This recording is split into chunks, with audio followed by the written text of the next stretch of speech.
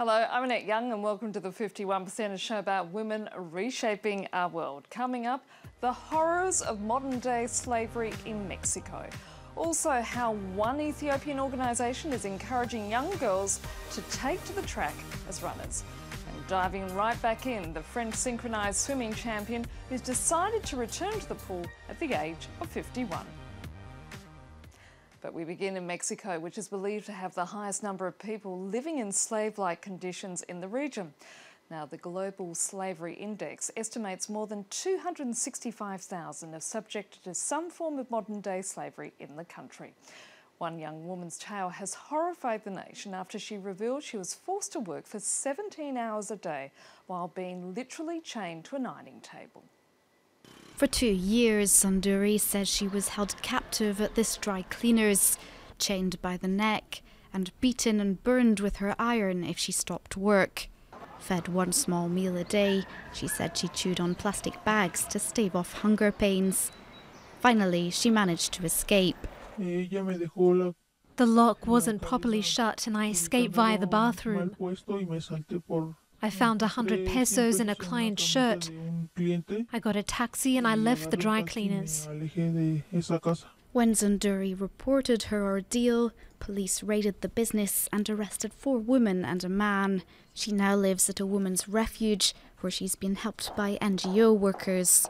The group has helped reunite her with her family, whom she ran away from as a teenager. Now she wants to prevent other young girls from being sucked into slavery.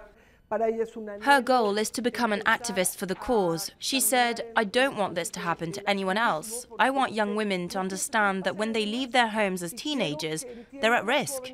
Many young people don't understand that fighting with their mother and leaving home can put them in the hands of these kinds of predators and vultures who were able to manipulate her and later to enslave her. The Walk Free Foundation's Global Slavery Index said in 2014 Mexico had the highest number of people living in slave-like conditions in the Americas. They believe over 265,000 were subjected to a form of modern slavery within the year. Qatar is one of the wealthiest per capita nations in the world, yet recent figures reveal only 35% of women of working age are actually employed. The government's been trying hard to encourage more women to enter the workforce. This despite the country's traditional patriarchal culture. At only 28 years old, Mariam El Soubaye runs her own company, selling objects made in Qatar. All Qataris, both men and women, are guaranteed a job, higher wages, and simplified procedures should they ever decide to start a business. All thanks to a nationalization program called Qatarization. I was the director of programs and creation in Qatar television, and before that I worked in marketing and at the Ministry of Foreign Affairs, and I started several youth initiatives, and so I just reached a point in my life where I wanted to create something that's my own. The emancipation of women in Qatar reached its peak in 1999 when women gained the right to vote and run for public office, an initiative that came from the top at the request of Sheikha Moza, wife to Qatar's former emir. At the Carnegie Mellon University in Doha, there are now 4 times more women registered in the business program than men. We have women in IT, we have women in the banking sector, they work in hospitals, they work in any sector you can imagine. Qatar is one of the wealthiest per capita nations in the world. In this favorable economic context, young Qataris are encouraged to contribute to the country's development. It's easy to create your own company, so young people take advantage of that. They're well equipped for it and they're encouraged to do it. There are many business centers here, like the Business Incubation Center of Qatar, which was recently created. There are plenty of banks who create prizes for young entrepreneurs. It's a priority. And at this forum for startup creators, most of the featured companies are run by women. Qatar is paving the way in terms of women's rights, but there is still some resistance. It's difficult, I think, for people to accept that the culture is still conservative in a way, that they do think that women can do something, or they're less in a way than the guys. I'm not sure why, but this generation is actually proving the opposite by having more ladies leading things and being in a top positions. Despite its progress, Qatar remains a patriarchal society, and women there face different forms of discrimination. Men and women are entitled to equal salaries, but some sectors like agriculture or fishing are still exclusively reserved to men. In 2012, only 35% of Qatari women old enough to work held a job, a percentage that seems to have come to a standstill. Now, it's a country renowned for its world-class runners, but in Ethiopia, an organisation is using the national sport to help young girls stay in school. And appropriately enough, it's called Girls Gotta Run. Ethiopia's national sport of running is helping keep these girls both on track and in school. The Girls Gotta Run Foundation at Sodo's Abba Pascal Girls' School in the south of the country provides educational athletic scholarships to disadvantaged girls aged 11 to 15. Poverty and child marriage are two of the main reasons why only a third of the girls in this area make it to secondary school.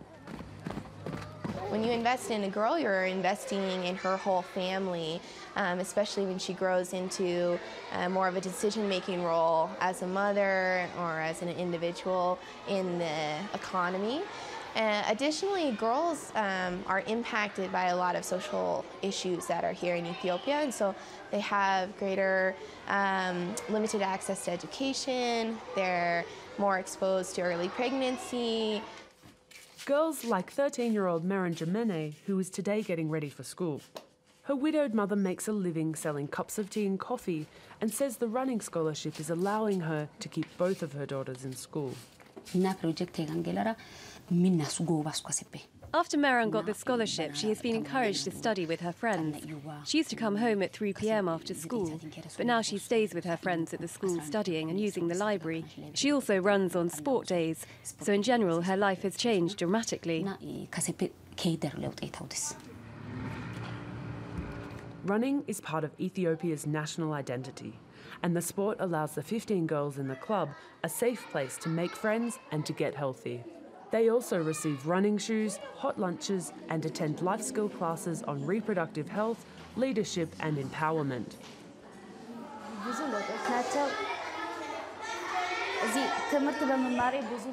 There have been lots of changes since I started learning here. Since I'm a girl, I'm exposed to dangers. But now I've learned how to overcome them. We also do sports 3 times a week, and I've become stronger. While Maren enjoys running, she says she's not in it to be an elite athlete.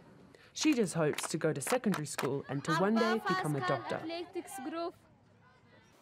Here in France, she's known as the mermaid. Muriel Hermine is a synchronised swimming champion who won the European Championships 4 times. She retired in 1988, but at the age of 51 has decided to get back into the pool. Her challenge? To win the World Championship. It's like being 20 years of age again. This was Muriel Hermine's passion decades ago. She's with the coach she had in the old days. The flicker of a smile disguises the huge effort involved. Lower your arms. Go underwater. Now go, push. Hermine, at 51, is training back up to competition level 27 years after she retired. You don't lose the feeling or the technique. The only thing that's lost is the fitness, and that is the quickest thing you can get back.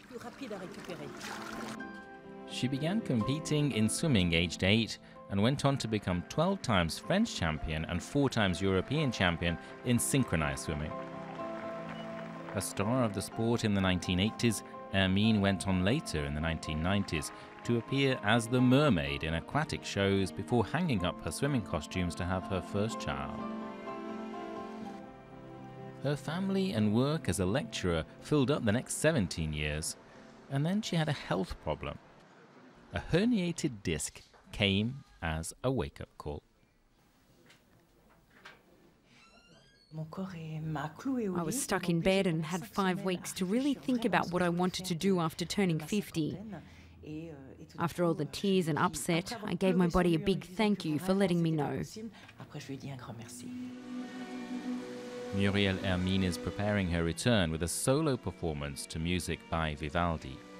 She trains 2 hours a day, has no support from the National Federation in the sport and no sponsor. It's about rising to the challenge to prove herself as she heads to 52 years of age.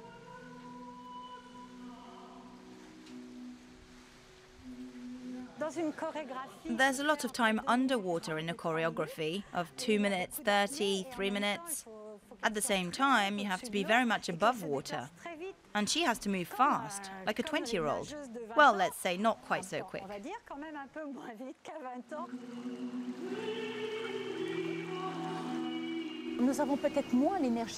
We may not have the same energy and vitality we had when we were 20, but we do see life differently.